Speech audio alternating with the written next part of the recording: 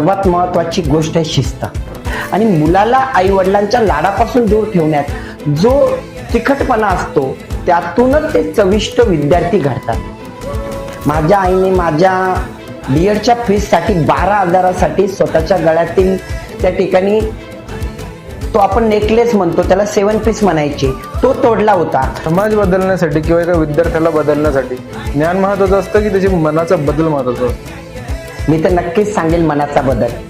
कारण पालकांचा बदल झाला, पालकांमध्येच विचार बदलले आणि विद्यार्थ्यांचे विचार नक्कीच बदलतात.